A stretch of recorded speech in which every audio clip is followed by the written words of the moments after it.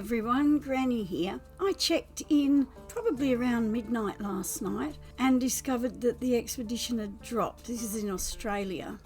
I must say I was pretty excited and a little bit confused because I knew that we could start the expedition using the save that we had, which made me have a lot of questions. I overthink everything and it drives me a bit mental sometimes. But anyway, it really made me think, well, does that mean that we can take our multi-tool or our ship with us? But common sense and logic told me that we would probably start with a new ship and multi-tool. And that's why we're given the option to select equipment that we can access during the game. Deciding took me absolutely ages. And that's precisely the reason why I don't do live streams, because it would just bore everyone or drive them mental. In retrospect, I think that I made some very good choices after nearly finishing phase 1. I based my decisions on which weapon I like to use, and that is the Pulse Spitter. It's my favourite weapon. It's a long or short range weapon and it has good damage, especially if you can get it onto supercharged slots. So I took that into account. As you can see there, I chose 4 Pulse Splitter upgrades that are all different from each other. They're grey because they're upgrades that I took out of another weapon and stored. Always do that, guys. Take out and save your best upgrades or collect them from space stations and put them in a safe for further use. Very handy. There's a good hint. I also took some freighter upgrades and a general exosuit upgrade that improves its performance overall. I'm not sure whether it was a great choice taking the advanced mining tool upgrade, because that'll probably come along in a milestone reward.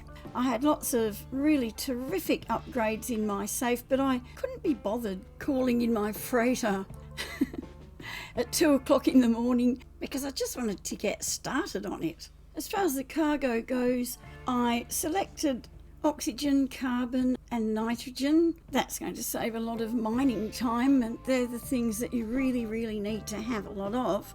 Then uranium, emerald, cobalt and indium. They're things that are great for recharging. Tritium as well, all very important. And copper for building and crafting. We do use a lot of it. Also, I took some basalt because that always gives me a pain in the neck when I need it, which isn't that often, but it's often hard to find. An item you can sell for a stack load of money, something to refine into nanites, some fuel and expansion units if you've got them, and some star silk because Captain Steve said so, though he did say that that was based on his experience in the experimental mode.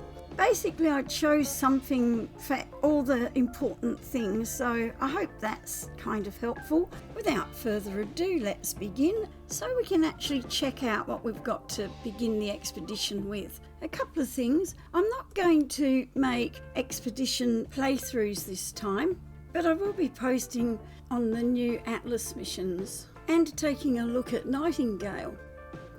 Here we go, guys. Let's check out what we've got. Very nice planet and a different kind of multi-tool to what I'm used to. As with any expedition, I'm just going to harvest as much stuff as I can, look for a cave for resources and shelter, and find my spaceship, which actually was pretty close by. I didn't see any caves. There we go. Looks like a solar ship. Awesome, that's not too bad.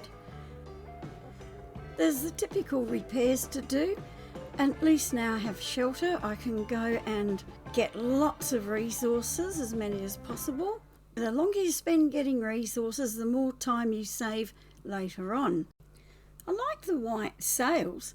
Also, there's plenty of supercharged slots in the exosuit. And it's a C-class multi-tool with 3 supercharged slots, and the stats aren't too bad. Let's have a quick look at the expedition. Most of it looks pretty straightforward. I always like to go through all of the phases and have a look what we're going to be doing, because often you can pop milestones from other phases while you're on the starter planet, which then gives you a head start on claiming some rewards to help you out early. I did make another video about getting a head start with expeditions, and it's in much more detail. It's about a different expedition, but it can be used as a general guide to start all expeditions, what to look out for. I'm happy with the things I chose to put in my cache at the Anomaly. Thanks so much for watching. Hope you enjoy the expedition. Catch you later.